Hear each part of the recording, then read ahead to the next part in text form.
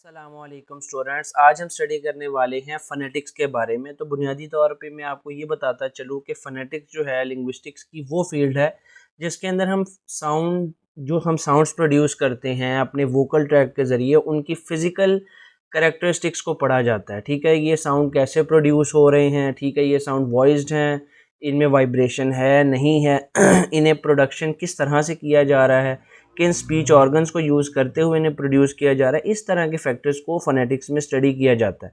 मज़ीद मैं in detail आपको नेक्स्ट बताऊंगा। हाउ आर साउंड्स डिस्टिंग्विश, तो फ़ोनेटिक्स इन्हीं चीज़ों को डिस्कस कर रही है। Sounds are distinguish based on their articulation. अब जिस तरह से उन्हें प्रोड्यूस किया जाता है उनकी बेसिस पे ही उन्हें डिफ्रेंशिएट किया जाता है। जैसे कि कॉन्सोनेंट साउंड्स हैं फ, क, ट, ड, जैसे कि फ़ैन में, कैन में, टाइटल, डॉग, इनमें ये साउंड्स का इस्तेमाल किया गया, प्रयोग किया गया है। वाउल्स में क्या है, ई, ठीक है, आउ, आई, जैसे पिट, लाउड, लाइट, ठीक है, ये इस तरह वाउल्स का इस्तेमाल किया गया है। तो phonetically it is easy to give definitions. A vowel is any sound which no audible noise produced by a constriction in the vocal tract, and consonant is a sound with audible noise produced by the constriction.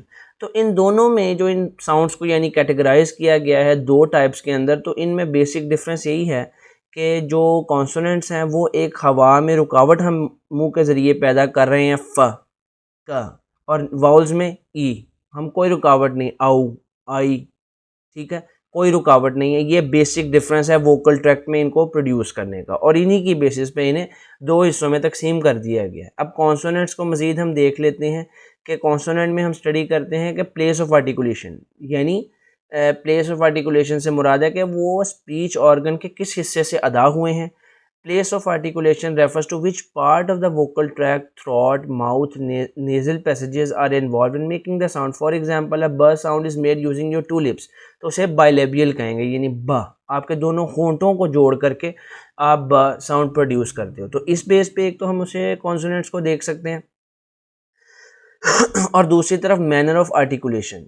Manner of articulation refers to the degree of air flow restriction, यानी आपने कितनी हवा को दबाया है। Whether the air is stopped completely, जैसे ब में आपने बिल्कुल ही अपनी हवा को रोक दिया मुंह से आने वाली को ब, या ड, कॉल्ड स्टॉप और प्लोसिव मैनर ऑफ आर्टिकुलेशन, और whether it is only highly restricted, या काफ़ी हद तक रोका है, फ्रिकेटिव, फ्रिक्शन एक निकली है मुंह से, जैसे ज एक फ्रिकेटिव है, ठीक है, फ्रिक्शन सी फील हुई है, आपने बिल्कुल हवा को स्टॉप नहीं किया है, हाईली रिस्ट्रिक्ट किया है। अच्छा, थर्ड पैरामीटर क्या है कि voicing. Voicing refers to whether the vocal folds in the larynx the voice box are vibrating और not.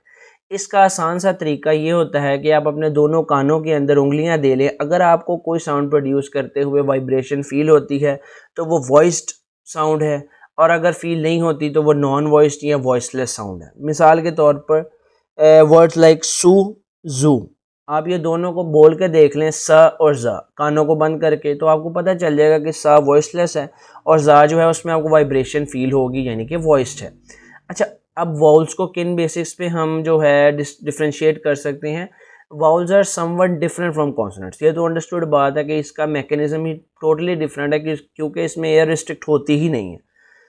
First, while consonants may be voiced और voiceless, vowels are voiced. Vowels जितने हैं वो सारे के सारे वॉइस्ड ही होते हैं, उनमें ये मसला ही नहीं है कि वॉइसलेस या voiced. The air flow through the vocal tract is not constricted, यानी जैसे मैंने आपको बताया कि उसमें स्टॉप इस तरह का या फ्रिकेटिव वाउल्स वगैरह होते ही नहीं है, यानी हवा को रिस्ट्रिक्ट किया ही नहीं जाता।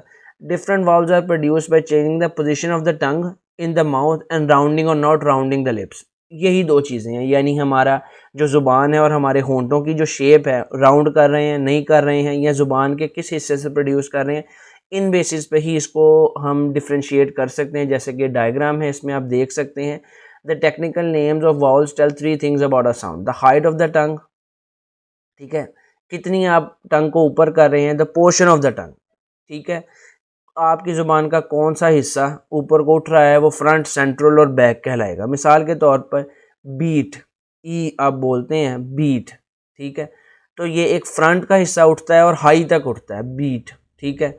जिस तरह बैट है तो ये मिड का हिस्सा उठता है, ठीक है, और फ्रंट का हिस्सा उठता है और मिड लेवल तक उठता है, ठीक है, बेट ज़्यादा ऊपर तक नहीं जाता है।